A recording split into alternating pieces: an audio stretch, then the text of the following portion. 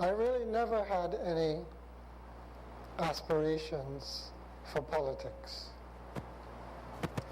But in the 1970s, with independence on the horizon, it was on everybody's mind. Again, we were in a situation where the People's United Party under Mr. Price had won every single election. The then opposition was not gaining traction.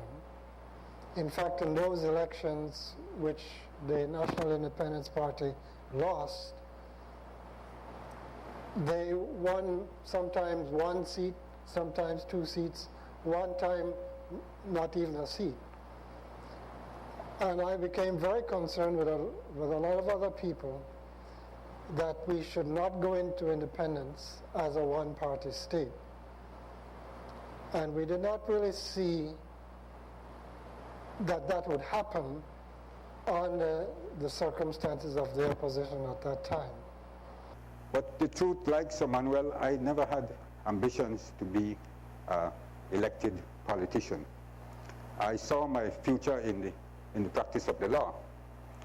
But as circumstances would have it, as history would have it, Sir Sandy Hunter got ill and he stepped down from the Fort George Division. He retired from politics. And I received a phone call from Mr. Price. This is how things were done in those days. And I visited him at the office, and he asked me whether I would be interested in taking up the challenge in the Fort George Division. And I ran in 1974, my first election, and I lost. And I can tell you that defeat is a great motivator for one to continue in politics.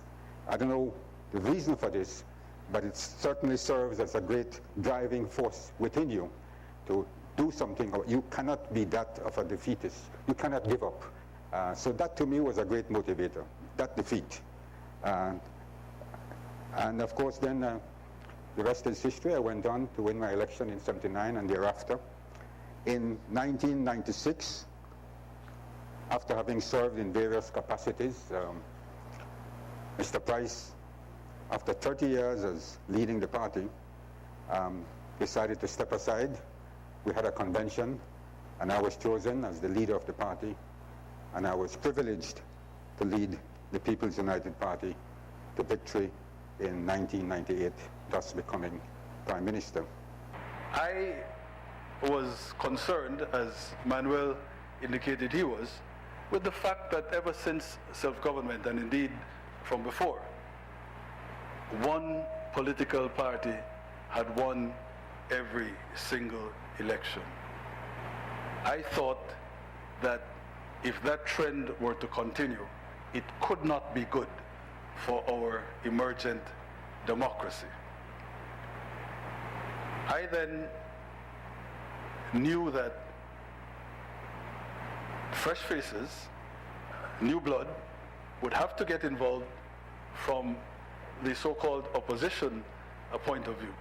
By predisposition, in terms of temperament, in terms of my family's tradition, I was of course always opposition. And so this confluence of factors, this combination of factors, my feeling that really there needed to be a change at the level of the political directorate as a sort of country refresher after independence, and my connections with the opposition personalities. These are the factors that caused me to enter politics. I came back home in 1982 and contested my first elections, the City Council elections in 1983.